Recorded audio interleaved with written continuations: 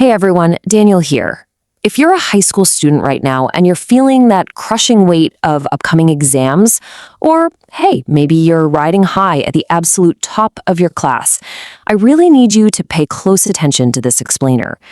Looking back at my own high school days, I'm going to be setting a pretty reflective and honestly a somewhat regretful tone today. We're going to talk about the hidden value of failures, the real danger of unchecked pride, and the things I desperately wish someone had told me back when I thought I had the entire world figured out. So let's just dive right in with a pretty massive question. What happens when intelligence just isn't enough? I know, it sounds kind of contradictory, right? I mean, from the second we get our very first report card, we're basically trained to believe that getting a perfect score means you've won at life forever. But I'm here to completely shatter that illusion for you today. I want to show you exactly what happens when you build a towering intellect on a foundation of zero character. Section 1. The perfect score illusion and the pride. Let's get into it. Looking back at my own high school days, man, I really have to admit, I coasted. My notebooks, spotless. I was always 3 steps ahead of the lesson, totally bored, just waiting for everyone else to catch up. I was sharp, and my name was always at the top of the list. But here's the thing. Slowly, without anyone checking me, this quiet, toxic fire of pride started growing inside. At first, it was just a little swagger, but then it mutated. During group work, I'd completely take over. On tests, I'd submit early, lean back in my chair, and shoot this look across the room like, I am on a completely different level than you guys. I relied purely on raw intellect. Meanwhile, you had Io, who stammered when he read, but never stopped trying. Mariam, failing math, but staying late every single day to practice.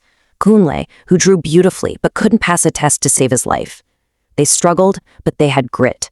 And me, I didn't respect it. Honestly, I mocked it. Yeah, maybe school is not for everyone. I am deeply, deeply ashamed to admit that's a direct quote from me.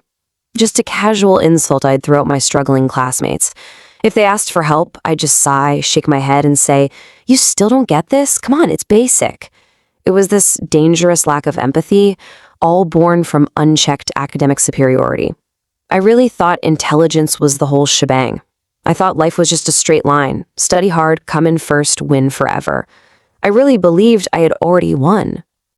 Section 2. When life changes, tests. Time for a harsh reality check.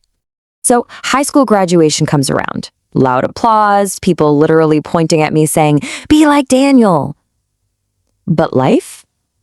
Life was just sitting there quietly, watching and waiting. The narrative was about to take a really sharp turn. At 18, I graduate top of my class. Untouchable, right? But then, age 22 hits. University. Suddenly, I'm meeting people just as smart as me. Actually, scratch that, some were way smarter. For the first time ever, I felt real pressure. I graduated, not the best, but, good enough. But then age 23 arrives. The job market. Rejection after rejection after rejection. I sent out applications, absolute crickets. Went to interviews, someone else got chosen. It was a crushing realization. Out in the real world, nobody cared who I used to be. They only cared about what I could do right now. The difference between paper knowledge and people knowledge became painfully clear. Think about it. In the classroom, your performance is all about perfect test scores. But in a career, that requires teamwork and patience. Classroom execution literally just means answering questions on a piece of paper. Career execution is navigating human connection. And the biggest shift is the core value. School absolutely rewarded my raw intelligence, but the real world, it demanded humility. It demanded resilience. My whole study hard, win forever formula shattered into a million pieces. Because I knew books, but I didn't know people. Section 3, the real world reunion. Let's fast forward to a fateful Tuesday afternoon. Picture this. I'm sitting in this small, quiet waiting area of a corporate office. I'm exhausted, frustrated, just bracing myself for what I assumed would be another doomed job interview. And then I hear this familiar voice. "Daniel?" I look up and literally standing right in front of me, are the exact people I used to mock. Marian? She was looking super calm and confident. She was actually on the hiring team for the job I was desperately begging for. Then Aya walks up, the kid who used to stammer. He's speaking with this smooth, quiet strength. He's running the communication training unit. And Kunle is heading up the creative department, pitching designs to a room full of top executives. They were completely thriving in the exact professional world that was actively rejecting me.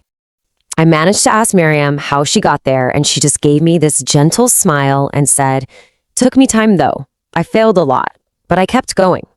Man, what a profound reflection. You see, while I was busy coasting on easy A's, they were in the trenches, struggling.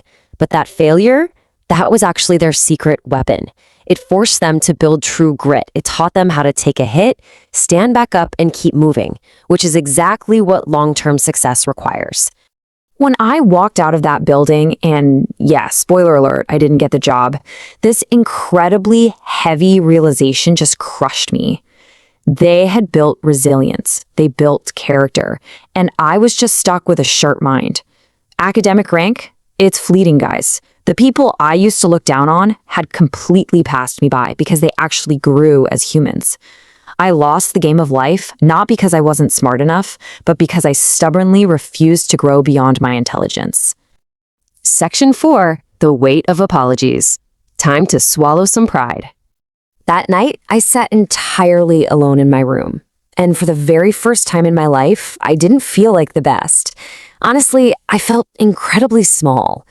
I remembered every laugh, every snide comments, every single time I chose my own pride over basic kindness. I knew right then if I was ever going to move forward, I had to confront my past mistakes head on. So the next morning, I sent 3 text messages. Step 1, to Mariam. I am sorry. Step 2, to Ayo. I was wrong about you. Step 3, to Kunle. I should have respected your gift.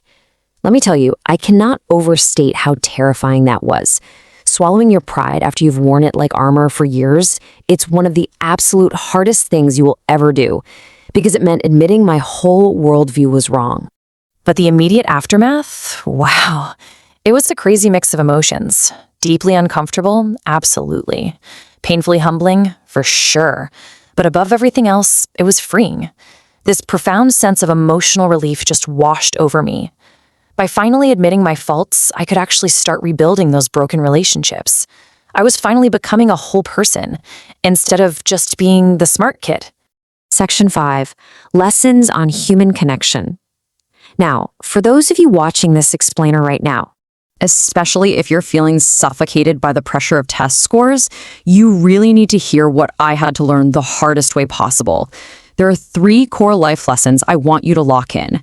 First, character and patience matter far, far more than raw intelligence in the long run. Second, how well you grow as a person absolutely beats how fast you learn a subject. And third, resilience is forged in the fires of failure, not perfect report cards.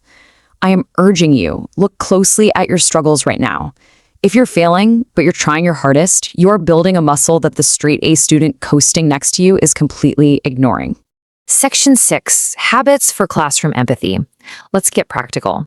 So it's one thing to understand this conceptually, but I want to give you actionable advice. Here is exactly how you avoid my mistakes starting tomorrow morning. Number 1, listen more to your peers without interrupting. When you're doing group work, don't just take over. Number 2, learn actively from others, no matter what their grades are. I promise you, the person failing math might have a literal masterclass to teach you about perseverance. And number 3, accept with total humility that you do not know everything. Transforming that arrogance into genuine curiosity, that is exactly how you build the soft skills companies are actually hiring for. That is your real career prep. I really want to leave you with this final thought. Life has a way of asking questions that intelligence alone cannot answer. Being the best in class is great, sure, but it is not everything. I'd love for you to just sit in silence for a moment and reflect on your own journey.